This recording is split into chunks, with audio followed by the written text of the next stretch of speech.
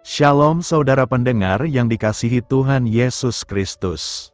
Selamat siang dan salam sejahtera untuk kita semuanya. Selamat datang kembali di Renungan Rohani pada siang hari ini. Semoga saudara yang terkasih dalam keadaan sehat selalu, kiranya damai dan sukacita Roh Kudus melimpah di dalam hati dan pikiran saudara saat ini. Sebelum kita mulai renungan pada siang hari ini, marilah kita bersama-sama berdoa.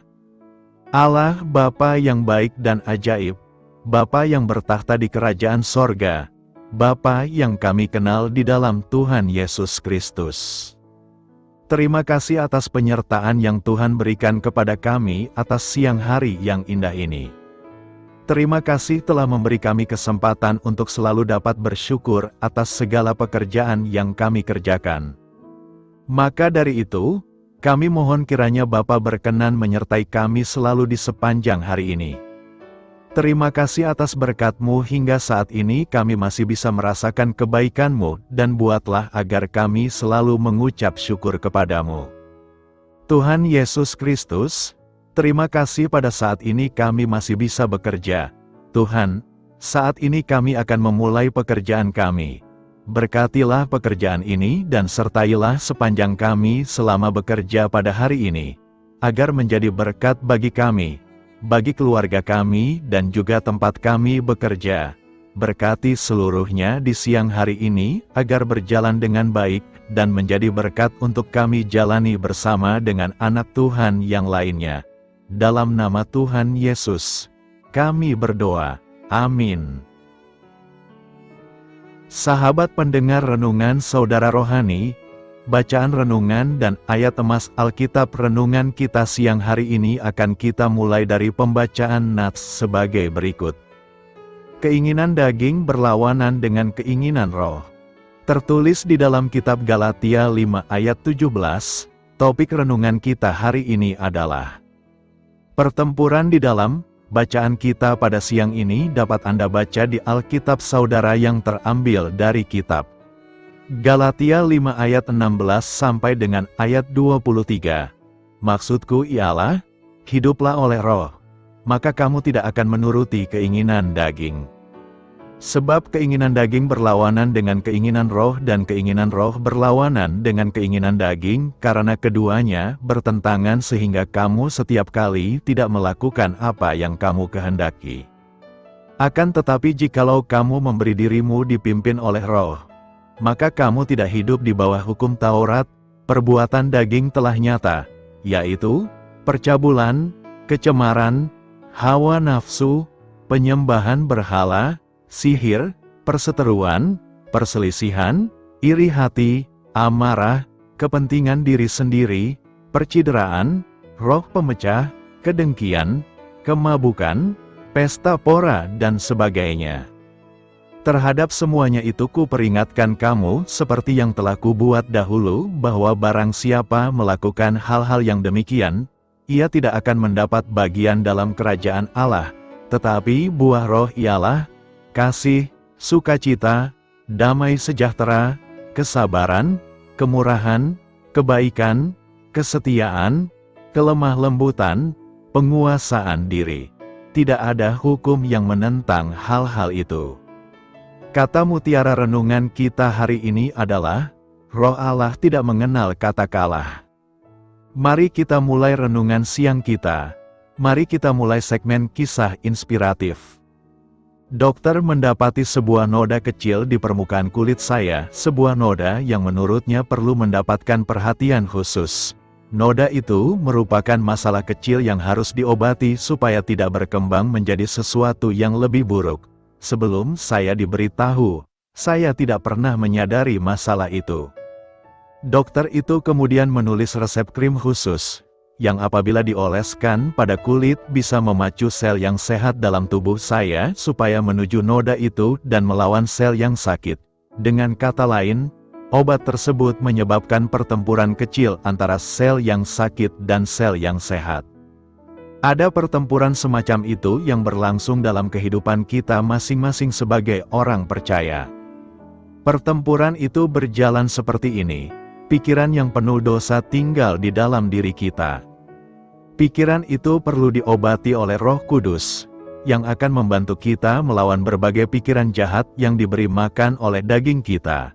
Kedagingan, kita mengenalkan berbagai hal, seperti pikiran yang amodal, kenajisan, perselisihan, serta kecemburuan. Akan tetapi, jika kita meminta Roh Kudus untuk datang menyelamatkan kita, Dia melawan pikiran-pikiran itu dengan buah Roh, kasih, sukacita, damai sejahtera, kesabaran, kemurahan, kebaikan, kesetiaan, kelemah lembutan, penguasaan diri. Apakah Anda sedang menjalani perawatan yang dapat meminta Roh Kudus supaya berjuang melawan daging? Begitulah cara kita memenangkan pertempuran yang ada di dalam diri kita. Jangan menyalahgunakan kemerdekaan. Galatia 5 ayat 13 berkata, "Saudara-saudara, memang kamu telah dipanggil untuk merdeka, tetapi janganlah kamu mempergunakan kemerdekaan itu sebagai kesempatan untuk kehidupan dalam dosa, melainkan layanilah seorang akan yang lain oleh kasih." Pernyataan tersebut berasal dari surat Paulus kepada jemaat di Galatia dalam Perjanjian Baru dalam Alkitab Kristen. Surat ini ditulis oleh Rasul Paulus kepada jemaat-jemaat di wilayah Galatia pada abad pertama Masehi. Latar belakang tulisan ini adalah respons Paulus terhadap ajaran-ajaran salah yang muncul di antara jemaat-jemaat tersebut. Dalam Galatia 5 ayat 13, Paulus mengingatkan para pembaca bahwa mereka telah dipanggil untuk merdeka. Di sini, merdeka merujuk pada pembebasan dari hukum Taurat yang mengikat yang menjadi titik sentral ajaran Paulus. Paulus mengajarkan bahwa kehidupan Kristen tidak didasarkan pada pemenuhan hukum Taurat, tetapi pada iman kepada Yesus Kristus. Namun, Paulus juga memberikan peringatan penting kepada jemaat-jemaat tersebut. Ia mengingatkan bahwa meskipun mereka telah merdeka dari keterikatan hukum Taurat, mereka tidak boleh menggunakan kemerdekaan mereka sebagai alasan untuk hidup dalam dosa. Dalam konteks ini, dosa mengacu pada tindakan atau perilaku yang melanggar kehendak Allah. Sebaliknya, Paulus menyerukan agar mereka melayani satu sama lain dengan kasih. Ini menggarisbawahi pentingnya menjaga hubungan sosial yang sehat dan saling melayani dalam kasih sesama umat Kristen. Paulus mengajarkan bahwa kebebasan Kristen bukanlah kesempatan untuk melakukan keinginan daging, tetapi untuk mengasihi dan melayani sesama dengan belas kasihan. Dalam konteks surat kepada jemaat-jemaat di Galatia, pernyataan ini mungkin merupakan respons Paulus terhadap para pengajar palsu yang mengajarkan ajaran yang mengikat dan menekankan pemenuhan hukum Taurat sebagai syarat keselamatan. Paulus menekankan bahwa pembebasan yang sejati terletak dalam iman kepada Kristus dan dilandasi oleh kasih. Pesan Paulus dalam Galatia 5 ayat 13 mengingatkan para pembaca agar tidak menyalahgunakan kemerdekaan mereka dalam Kristus, tetapi untuk hidup dalam kasih dan melayani sesama dengan penuh kasih. Tujuan penulis kitab Galatia, yaitu Rasul Paulus, dalam menyatakan pernyataan tersebut adalah untuk memberikan pemahaman yang benar tentang kebebasan Kristen. Paulus ingin menjelaskan bahwa kebebasan yang diberikan melalui iman kepada Kristus tidak berarti bahwa orang-orang Kristen boleh hidup dalam dosa atau menyalahgunakan kemerdekaan mereka. Pernyataan ini ditujukan untuk menghadapi situasi di mana ada pengajaran yang keliru di antara jemaat-jemaat di Galatia yang menekankan pemenuhan hukum Taurat sebagai syarat utama keselamatan. Paulus berusaha memperbaiki persepsi tersebut dan mengajarkan bahwa pembebasan yang sejati terletak dalam iman kepada Kristus dan dijalankan melalui kasih. Dalam Galatia 5 ayat 13, Paulus mengingatkan para pembaca bahwa mereka dipanggil untuk merdeka, bukan hanya dari hukum Taurat, tetapi juga dari kuasa dosa. Namun, Paulus menegaskan bahwa kebebasan ini bukanlah kesempatan untuk hidup dalam dosa, melainkan panggilan untuk melayani dan saling mengasihi. Ia menekankan pentingnya menjaga hubungan sosial yang sehat dan melayani sesama dengan kasih, sebagai bukti dari iman yang hidup. Jadi, tujuan dari pernyataan Paulus ini adalah untuk mengingatkan umat Kristen di Galatia dan juga bagi pembaca saat itu dan sekarang agar tidak menyalahgunakan kemerdekaan mereka dalam Kristus, tetapi menggunakannya untuk hidup yang benar dan saling melayani dengan kasih. Hal ini menegaskan pentingnya kasih sebagai buah roh dan cara praktis untuk menjalani kebebasan Kristen dengan bertanggung jawab. Pernyataan penulis kitab Galatia dalam Galatia 5 ayat 13 mengandung beberapa hal yang perlu direnungkan, yakni: pertama, panggilan untuk merdeka. Penulis mengingatkan kita bahwa sebagai orang percaya, kita telah dipanggil untuk hidup dalam kebebasan melalui iman kepada Kristus. Kebebasan ini mengacu pada pembebasan dari hukum Taurat yang mengikat dan kuasa dosa yang mengendalikan kita sebelumnya. Hal ini menunjukkan bahwa iman kita kepada Kristus memberikan kebebasan spiritual yang penting. Kedua, menjaga dari penyalahgunaan kemerdekaan. Penulis memberikan peringatan agar kita tidak menyalahgunakan kemerdekaan kita sebagai kesempatan untuk hidup dalam dosa. Kemerdekaan yang kita miliki dalam Kristus tidak boleh dijadikan pembenaran untuk melakukan perbuatan dosa atau mengikuti keinginan daging kita yang jahat. Hal ini menuntut kita untuk hidup dengan bertanggung jawab dan mengekang keinginan daging kita. Ketiga, pelayanan dan kasih. Penulis mengingatkan kita untuk saling melayani dan mengasihi sesama umat Kristen. Sebagai orang yang hidup dalam kebebasan Kristus, tugas kita bukanlah mengutamakan diri sendiri atau mempergunakan kemerdekaan kita untuk kepentingan pribadi, tetapi untuk melayani dan memberikan kasih kepada sesama. Pelayanan dan kasih ini merupakan tanda nyata dari iman yang hidup dalam kebebasan. Pernyataan ini menegaskan bahwa kebebasan Kristen tidak boleh disalahgunakan atau direduksi menjadi kebebasan untuk berbuat dosa.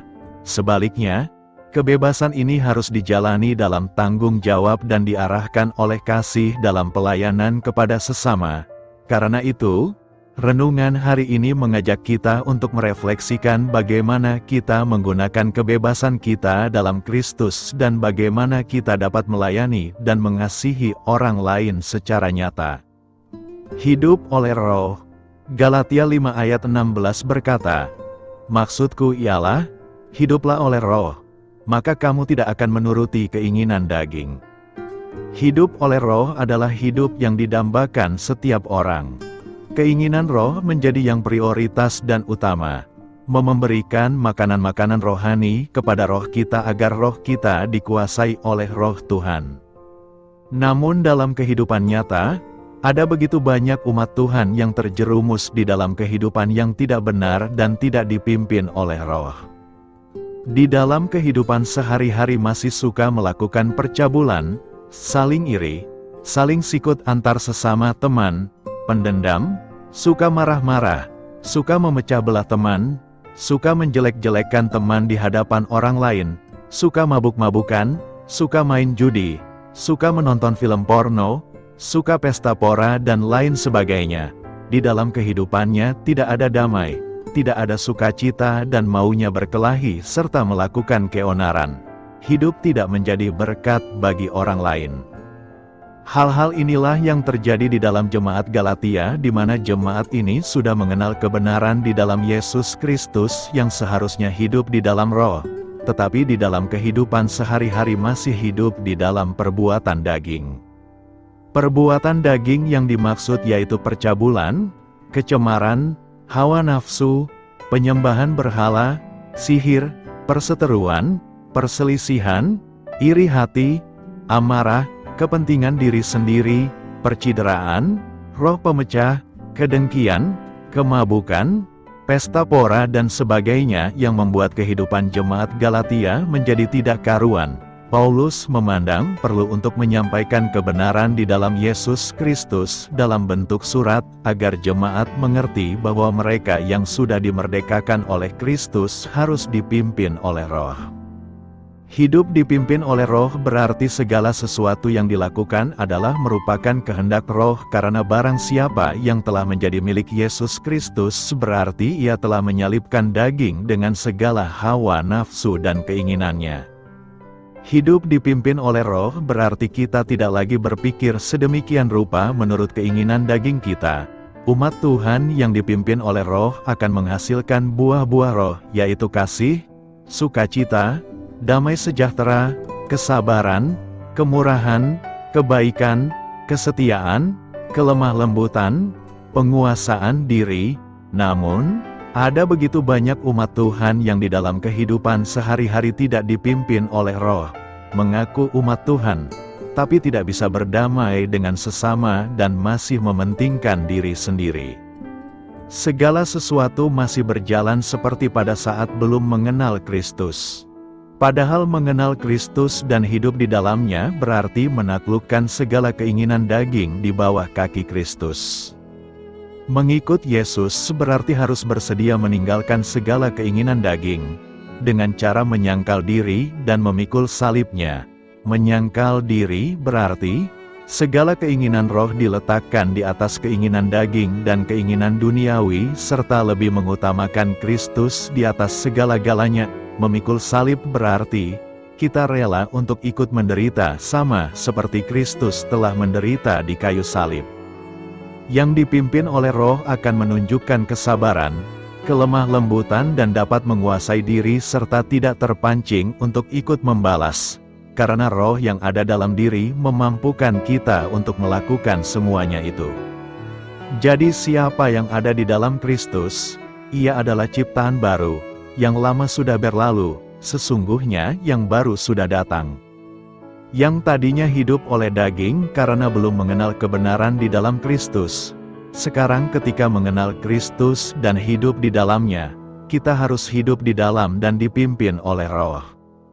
Karena barang siapa menabur dalam dagingnya, ia akan menuai kebinasaan dari dagingnya. Tetapi barang siapa menabur dalam Roh, ia akan menuai hidup yang kekal dari Roh itu. Karena itu, marilah dipimpin oleh Roh Tuhan agar buah-buah Roh itu dapat diperlihatkan kepada sesama sehingga kita menjadi berkat kepada sesama dan nama Tuhan dipermuliakan. Orang yang berbahagia menurut Yesus, bahagia itu relatif. Karena ukuran kebahagiaan itu berbeda-beda. Bagi seseorang hidup sehat dan panjang umur itu sudah bahagia.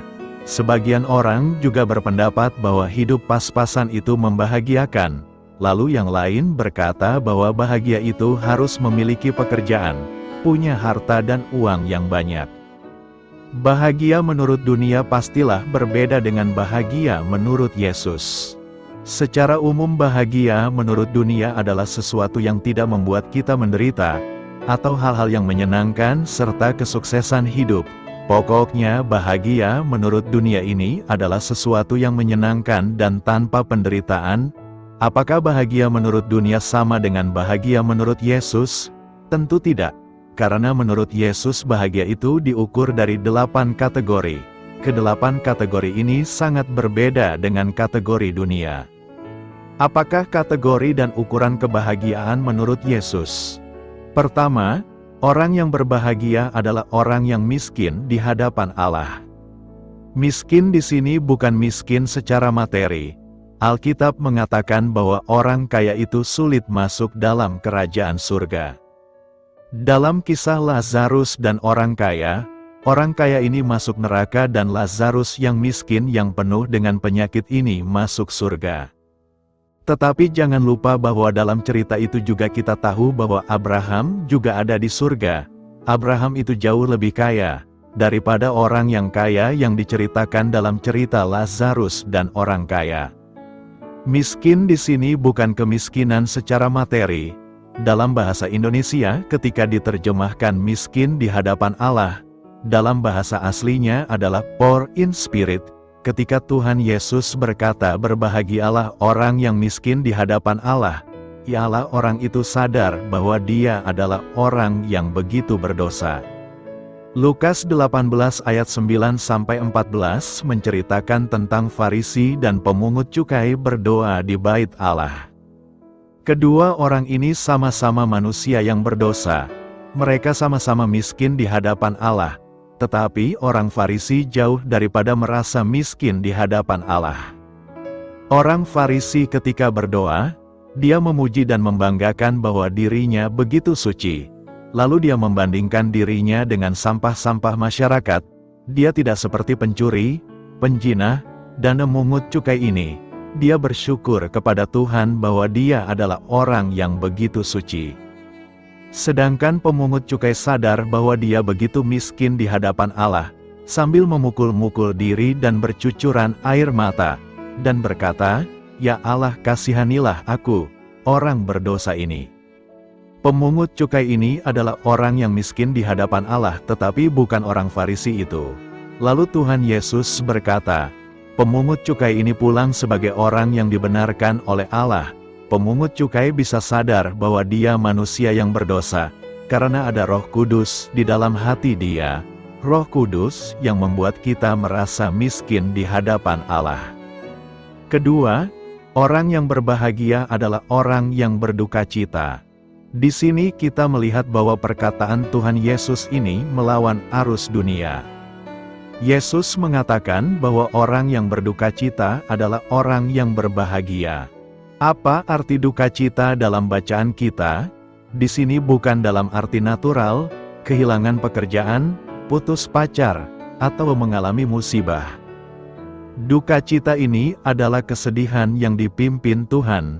Duka cita adalah duka cita Tuhan. Apa yang kita duka citakan itu juga yang diduka citakan Tuhan. Hati Tuhan dan kita berpaut jadi satu. Hanya karena Roh Kudus ada dalam hati kita, maka kita dapat berduka cita dalam arti ini. Ucapan bahagia 1 dan 2 ini saling terkait erat satu sama lain. Orang yang miskin di hadapan Allah juga adalah orang yang berduka cita. Apa artinya duka cita rohani? Duka cita rohani adalah ketika berduka cita kita menangisi dosa-dosa kita. Ketika Nabi Nathan menegur Daud, Daud kemudian menangis. Dia berduka cita atas dosa-dosanya. Dia berkata, "Saya telah berbuat dosa kepada Tuhan." Dia memohon pengampunan dari Tuhan. Dasar Daud menangisi dosanya bukan karena takut hukuman Tuhan. Tetapi dia tahu ketika dia berdosa dia sudah melukai hati Tuhan. Pertobatan Daud adalah pertobatan yang sejati karena ketika dia meminta ampun. Bukan karena dia dihukum tetapi dalam hatinya Roh Kudus menegur dia. Ketika kita berbuat dosa, ada 2 konsekuensi. Pertama, konsekuensi kekal. Kita sudah melukai hati Tuhan. Kedua, ada konsekuensi temporal di mana Tuhan menghukum kita. 2 hal ini terjadi ketika kita berbuat dosa. Ada seorang teolog yang mengatakan bahwa dalam konsekuensi kekal ada godly fear. Kita takut karena sudah melukai hati Tuhan. Dia yang sudah menyelamatkan kita, tetapi kita menyia-nyiakan kematiannya. Tetapi dalam konsekuensi kedua, memakai istilah worldly fear. Tuhan yang menghukum kita. Duka cita kita adalah duka cita Tuhan, yaitu duka cita yang menangisi kejahatan manusia, mencoba menghancurkan kemuliaan Tuhan dan mencoba melawan pekerjaan Tuhan. Dalam 2 Petrus 7 ayat 8, Tuhan mengatakan bahwa Dia menyelamatkan Lot dari Sodom dan dikatakan bahwa Lot adalah orang benar tetapi yang hidup di tengah kejahatan Sodom. Lalu dikatakan saat itu Lot begitu menderita, sebab jiwanya tersiksa. Lot melihat kejahatan di Sodom yang mencoba menghancurkan pekerjaan Tuhan, melawan dan berusaha meredupkan kemuliaan Tuhan yang seharusnya dinyatakan di sana. Duka cita kita kepada dunia yang melawan Tuhan, tetapi juga kepada gereja-gereja atau orang-orang Kristen yang membiarkan kejahatan itu terjadi dan tidak memperdulikan sekelilingnya. Ketika kita melihat sesuatu yang jahat tetapi tidak menghalangi atau memperbaikinya, maka kita sudah berdosa. Ketika Tuhan Yesus menyucikan bait Allah, Dia mengusir para pedagang, Dia membalikkan meja-meja yang dipakai dalam bisnis. Kenapa? Di dalam bait Allah, ada satu bagian di mana orang non-Yahudi dapat masuk dan di sana memang adalah tempat berjualan. Duka cita menangisi mereka yang belum percaya kepada Tuhan, menangisi jiwa yang terhilang. Dalam Keluaran 32 ayat 32, kita melihat bahwa Musa berdoa kepada Tuhan. Dia berkata, "Tuhan, ampunilah dosa bangsa Israel. Jikalau tidak, hapuskanlah namaku daripada kitab kehidupan." Musa begitu berduka ketika melihat Israel yang menolak Tuhan. Dia begitu mengasihi bangsa Israel. Dia rela namanya dihapuskan asal Israel dapat bertobat. Inilah duka cita kepada jiwa yang hilang. Ketiga, orang yang berbahagia adalah orang yang lemah lembut.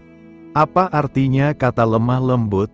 Pasti bukan orang yang baik hati, perasaannya halus, bicaranya tenang, atau sabar.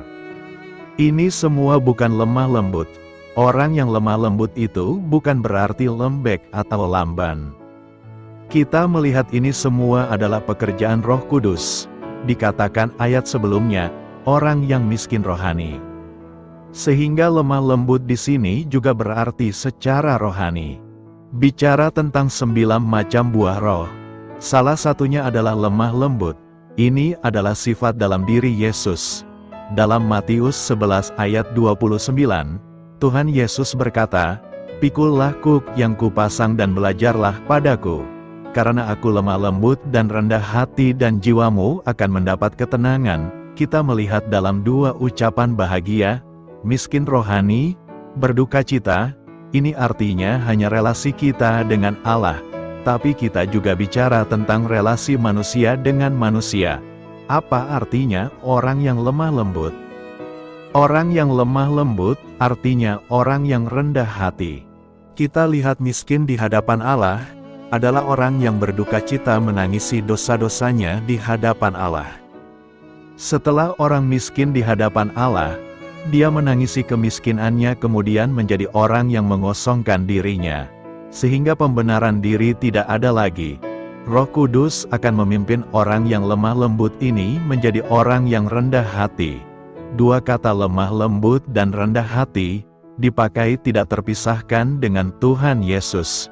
Paulus dalam Efesus 4 ayat 2 berkata, ketika kita menjalankan pelayanan kepada Tuhan, kita harus menjalankannya dengan rendah hati dan lemah lembut. Bisa mengontrol dan menguasai dirinya sendiri. Dalam Galatia 5 ayat 23, ada kelemah lembutan dan penguasaan diri. Penguasaan diri itu adalah pekerjaan Roh Kudus yang menguasai hati dan pikiran kita. Maka ketika kita berpikir, berbicara dan bertindak akan sesuai dengan kebenaran firman Tuhan, ini artinya penguasaan diri. Ketika kita melihat pembuangan di Babel, ada para pemuda bernama Sadrah, Mesak, dan Abednego. Mereka bisa mengendalikan diri dan tidak mau menajiskan diri dengan santapan dan minuman raja. Orang yang lemah lembut bukan hanya memiliki self-control tapi God control. Mempunyai amarah Tuhan, kita juga melihat Daud dan Goliat. Eliab, kakaknya menghina Daud, tapi bagi Daud itu masalah kecil. Soal tersinggung dan masalah pribadi lainnya, Daud tidak marah. Tetapi ketika Daud mendengar Goliat melecehkan umat pilihan Tuhan, Daud marah. Dia berkata, "Siapa orang Filistin yang tidak bersunat itu, berani menantang Allah?" Daud begitu marah. Kita melihat orang yang lemah lembut itu bisa menguasai diri. Sampai ketika dia melihat dosa, maka dia tidak bisa lagi sabar. Kemarahan itu bukan masalah pribadi. Ketika kita melayani, masalah pribadi adalah masalah kedua. Kita harus menjadi orang yang bisa mengendalikan diri. Tetapi ketika marah itu adalah marah kepada dosa, maka di situ kita marah. Jadi lemah lembut di sini artinya menguasai diri. Juga bukan hanya self-control tapi God control. Keempat, orang yang berbahagia adalah orang yang lapar dan haus akan kebenaran. Ketiga ucapan bahagia yang pertama bersifat pasif. Tetapi dalam ucapan yang keempat, kita belajar bahwa sebagai seorang Kristen kita bersifat aktif. Lapar dan haus adalah sebuah keinginan. Lapar dan haus di sini dikaitkan dengan kebenaran. Ketika dikatakan lapar, maka bukan lapar biasa, melainkan sungguh-sungguh membutuhkan. Jika tidak makan maka akan mati. Ketika dikatakan haus juga bukanlah haus biasa, yang minum air sedikit sudah lega. Haus yang dimaksud adalah haus yang sudah sampai dehidrasi, berada dalam suatu situasi yang kekurangan air. Sehingga jika tidak dirawat segera maka orang itu akan mati. Apa artinya lapar dan haus akan kebenaran yang dimunculkan Roh Kudus dalam hati setiap orang Kristen? Orang itu berarti sudah pernah menikmati kelaparan. Orang Kristen sudah pernah menikmati kebenaran yang kemudian membuat dia haus akan kebenaran itu. Setiap orang percaya alami proses justification. Dibenarkan secara status di hadapan Tuhan. Kita yang semula adalah musuh-musuh Allah tetapi melalui kebenaran Kristus kita dijadikan anak-anak Allah. Kristus menanggung dosa-dosa kita, sehingga kita adalah orang yang begitu dikasihi Tuhan. Pembenaran di hadapan Allah, bukanlah upaya kita tetapi semata anugerah Tuhan. Haus dan lapar akan kebenaran akan muncul dalam diri orang Kristen ketika berbuat dosa. Pada saat itu, Roh Kudus akan menegur kita dan memimpin kita sehingga menimbulkan rasa lapar dan haus akan kebenaran. 1 Yohanes 1 ayat 8 berkata, jika kita berkata bahwa kita tidak berdosa, maka kita menipu diri kita sendiri dan kebenaran tidak ada di dalam kita. Kita sudah dilepaskan dari kurungan dosa, tetapi selama masih hidup di dalam dunia, kita tetap masih dapat berbuat dosa. Firman Tuhan mengatakan bahwa ketika kita lapar dan haus akan kebenaran maka kita akan dipuaskan. Jika kita mengaku dosa kita, maka Ia adalah setia dan adil, sehingga Ia akan mengampuni segala dosa kita dan menyucikan kita dari segala kejahatan. Inilah bedanya orang Kristen dan non-Kristen. Dalam diri orang Kristen Roh Kudus menimbulkan lapar dan haus akan kebenaran yang memimpin kita mengakui dosa dan Tuhan akan menyucikan kita. Orang Kristen bukan hanya dipulihkan tetapi juga mengalami pertumbuhan iman. Orang yang lapar dan haus akan kebenaran akan mementingkan atau memprioritaskan kerajaan Allah dan kebenarannya. Di dalam hidupnya, orang tersebut akan memprioritaskan kebenaran. Di dalam setiap aktivitasnya, dia akan memprioritaskan Allah dan kerajaannya. Tidak ada skala prioritas di sini, hanya ada satu yaitu Tuhan dan kebenarannya. Menempatkan Allah dan kebenarannya di dalam setiap aspek kehidupan kita, baik di pekerjaan maupun keluarga. Kelima, orang yang berbahagia adalah orang yang murah hati. Kata murah hati di sini adalah bukan hal yang natural.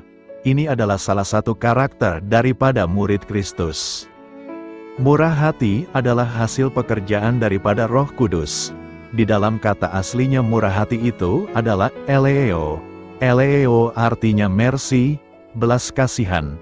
Belas kasihan lebih daripada simpati dan pelaksanaannya harus ada tindakan yang konkret. Murah hati lebih daripada joyness. Dermawan adalah murah hati. Hosea 6 ayat 6 Tuhan berkata kepada bangsa Israel, Aku lebih suka belas kasihan daripada korban sembelihan. Keenam, orang yang berbahagia adalah orang yang suci hati. Kesucian adalah sifat Tuhan yang sangat menonjol. Musa ketika dipanggil, dia melihat semak duri tapi tidak terbakar. Ketika ia mendekat terdengar suara, lepaskan kasutmu, sebab tempat yang engkau injak adalah tempat yang kudus. Nabi Yesaya, ketika dia bertemu dengan Tuhan, dia sadar celakalah aku orang yang najis. Dia sadar kesucian Tuhan. Dia melihat serafim dengan 6 sayap, 2 sayap dipakai menutupi muka, dan 2 sayap menutupi kakinya, dan 2 sayap digunakan untuk melayang-layang.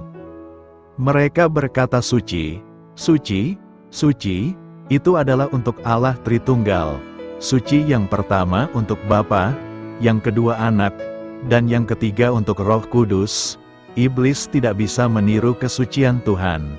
Agama lain tidak mungkin mengandung kesucian. Tuhan menuntut umat pilihan kudus.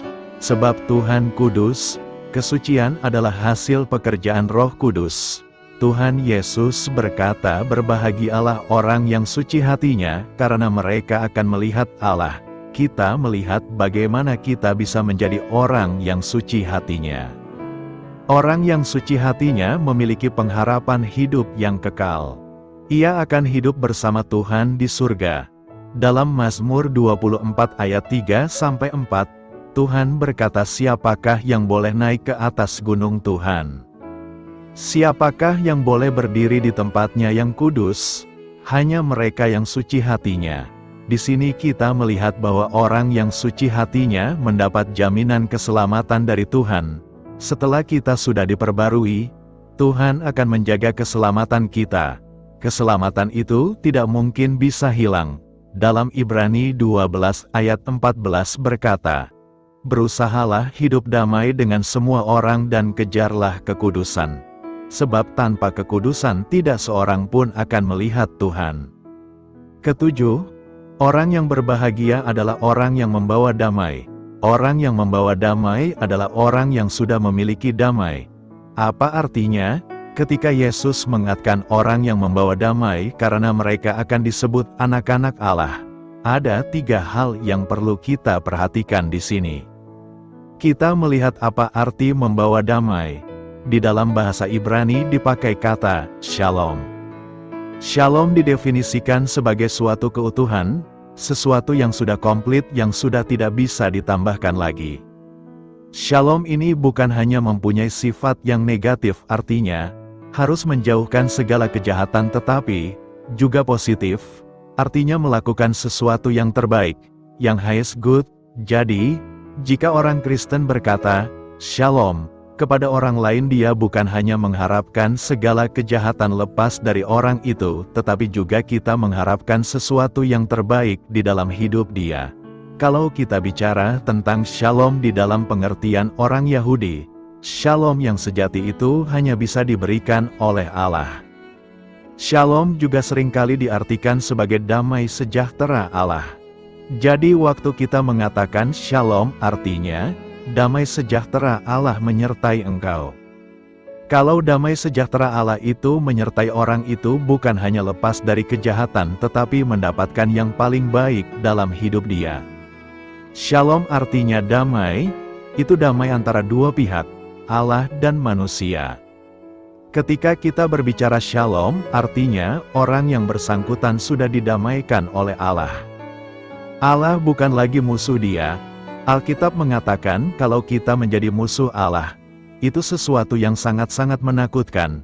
Di dalam Matius 10 ayat 28, Tuhan Yesus mengatakan, "Jangan takut kepada mereka yang dapat membunuh tubuh tetapi tidak berkuasa membinasakan jiwa. Takutlah kepada Dia yang dapat membunuh tubuh dan membuang jiwa ke dalam neraka." Kalau kita menjadi musuh Allah, itu adalah sesuatu yang begitu mengerikan. Kedelapan, orang yang berbahagia adalah orang yang dianiaya oleh sebab kebenaran. Ini adalah ucapan bahagia yang terakhir. Ucapan bahagia yang kedelapan ini adalah ucapan bahagia yang klimaks tapi anti klimaks. Apa artinya klimaks tapi anti klimaks? Alkitab melihat dunia ini adalah dunia yang memberontak melawan Tuhan Allah. Dunia ini tidak netral. Itu sebabnya ketika Tuhan Yesus mengutus orang Kristen ke dunia, Dia mengatakan bahwa "Aku mengutus kamu seperti domba di tengah-tengah serigala." Ini pengutusan paling kejam yang pernah dilakukan di dunia ini, yaitu Tuhan Yesus mengutus orang Kristen ke dunia seperti mengutus domba ke tengah-tengah serigala. Tetapi dalam Yohanes 15 Tuhan Yesus mengatakan, "Ketika dunia menganiaya Aku, maka dunia juga akan menganiaya kamu. Ketika engkau dan saya dibenci oleh dunia, ingat bahwa Tuhan Yesus juga pernah dibenci oleh dunia." Lalu ada satu kalimat, dalam bacaan itu, hamba tidak mungkin lebih tinggi dari tuannya. Kebencian, aniaya yang dialami orang Kristen tidak mungkin melampaui apa yang dialami oleh Tuhan Yesus. Dunia ini tidak bersahabat dengan orang Kristen.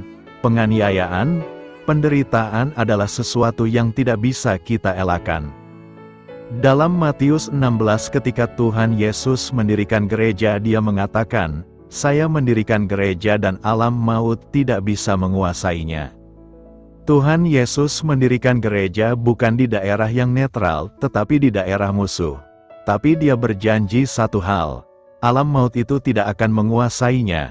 Ketika dalam Matius 5 ayat 13 sampai ayat 16 membahas tentang garam dan terang dunia. Artinya kita menjadi garam di tengah dunia yang sudah semakin busuk ini. Kita mengawetkan, kita lihat dunia ini gelap. Kita menjadi terang yang menerangi dunia yang gelap itu. Inilah 8 kategori kebahagiaan menurut Yesus yang kemungkinan jauh berbeda dari konsep kebahagiaan dunia ini. Karenanya, marilah kita belajar merebut dan meraih kebahagiaan menurut kategori Yesus ini selama di dunia ini. Apa artinya berjalan oleh Roh? Dalam Galatia 5 ayat 16, Paulus menulis, "Maka kukatakan, hiduplah oleh Roh, maka kamu tidak akan menuruti keinginan daging." Ungkapan ini hiduplah oleh Roh adalah metafora yang digunakan Paulus untuk menggambarkan cara orang percaya dipanggil untuk hidup. Daging berbeda dengan perbuatan daging, yang menuntun kepada dosa dan kehancuran. Buah Roh menuntun kepada kasih, sukacita, kedamaian, kesabaran, kemurahan, kebaikan, kesetiaan, kelemah lembutan, dan penguasaan diri. Berikut adalah uraian masing-masing buah dan bagaimana kita dapat hidup menurut Roh. 1. Kasih. Hidup kita dicirikan oleh pelayanan yang mengorbankan diri kepada Tuhan dan sesama. 2. Sukacita. Kita akan bersukacita dalam mengenal Tuhan dan memiliki hubungan pribadi dengannya. 3. Kedamaian. Tanpa kasih karunia Allah yang menyelamatkan, kita tidak dapat berjalan oleh Roh. Sesungguhnya, kita mati secara rohani dan hanya dapat memuaskan keinginan daging. Dalam konteks ini, kata bahasa Indonesia merujuk kepada keadaan manusia yang berdosa, seringkali disajikan sebagai suatu kuasa yang bertentangan dengan Roh. Ini mencakup hal-hal seperti percabulan, kenajisan, penyembahan berhala, kebencian, kecemburuan, kedengkian, kemabukan, dan perilaku berdosa lainnya. Paulus meyakinkan kita bahwa mereka yang melakukan hal-hal tersebut tidak akan mewarisi kerajaan Allah. Meskipun kita berdosa dan memberontak, Allah telah menghidupkan kita bersama-sama dengan Kristus. Sekalipun kita telah mati oleh kesalahan-kesalahan kita, oleh kasih karunia kamu diselamatkan. Kasih karunia Allah telah mengubah hidup kita sepenuhnya. Kita telah mati dalam dosa. Sekarang, kita hidup di dalam Kristus. Sebagai orang percaya, kita dipanggil untuk hidup oleh Roh. Jikalau kita hidup oleh Roh, baiklah hidup kita juga dipimpin oleh Roh. Roh Kudus memberikan kita hidup yang baru dan kita harus berserah kepada kedaulatannya untuk mengendalikan dan memengaruhi hidup kita. Dengan kata lain, Roh Kudus harus mengarahkan semua pikiran, tindakan, dan keputusan kita. Dalam Galatia 5 ayat 13-26 berkata, Paulus membandingkan daging dan roh. Daging dicirikan oleh keegoisan, dosa dan kematian, tetapi roh dicirikan oleh kasih, kebenaran dan hidup. Karena daging dan roh saling bertentangan, kita tidak dapat hidup menurut keduanya pada saat yang bersamaan. Kita harus memilih salah satu. Jika kita memilih untuk hidup menurut daging, kita akan mengalami konsekuensi dosa, yaitu kematian. Namun, jika kita memilih untuk hidup menurut roh, kita akan menghasilkan buah-buah yang saleh. Kita akan terbebas dari kecemasan dan kekhawatiran. Kesabaran, kita tidak akan kehilangan kesabaran. 5. Kebaikan, kita akan dengan tulus mempertimbangkan kebutuhan dan perhatian orang lain. 6. Kebaikan, kita akan menjadi kudus sebagaimana Allah itu kudus. 7.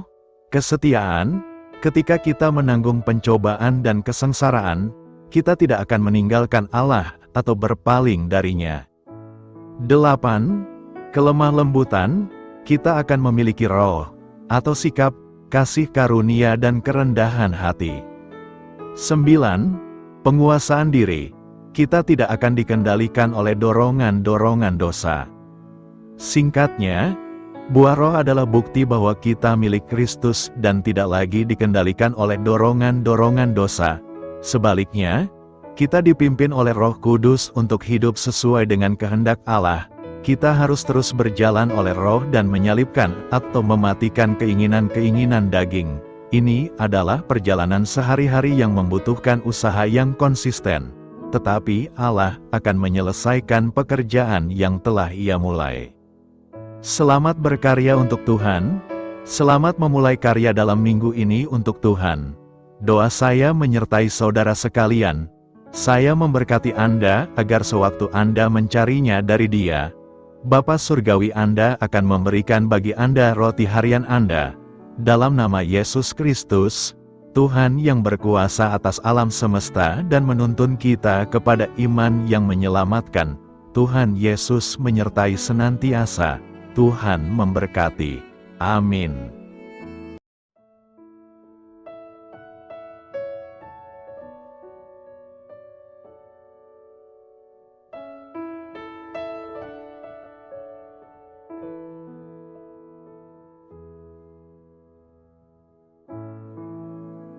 Demikianlah renungan firman Tuhan pada siang hari ini. Semoga menjadi kekuatan di dalam hidup kita dan menjadikan kita pribadi yang lebih sukses. Sebelum kita memulai aktivitas hari ini, marilah kita berdoa. Bapa kami yang ada di sorga, terima kasih atas kasih dan kebaikan Tuhan yang begitu besar buat kami. Tuntunlah perbuatanku agar di sepanjang hari ini saya bisa bekerja sebaik-baiknya, tidak pernah jemu menolong sesama, selalu ramah dan tahu terima kasih, menghayati iman dan mengamalkannya dengan sekuat tenagaku. Semua ini saya sampaikan kepadamu, dengan pengantaraan Kristus, Tuhan kami. Allah, Bapa kami bersyukur kepadamu, bahwa dengan bekerja kami boleh ambil bagian di dalam karya-Mu mensejahterakan dan membahagiakan umat manusia. Kami mohon bimbingan-Mu dalam melaksanakan pekerjaan kami hari ini. Bimbinglah kami agar sanggup bekerja dengan semangat kasih, dengan riang, rajin dan jujur. Terima kasih, Tuhan. Amin. Dalam nama Tuhan Yesus Kristus Tuhan dan Juru Selamat kami, Bapa kami yang baik, kami mengucap syukur dan berdoa. Amin. Biarlah firman Tuhan menjadi pengingat untuk kita semua, bahwa tuntunan dari Roh Kudus akan selalu memberi jalan keluar bagi setiap permasalahan hidup kita, dan memberi kedamaian di hati kita. Amin. Sampai jumpa di renungan siang saudara rohani berikutnya. Shalom.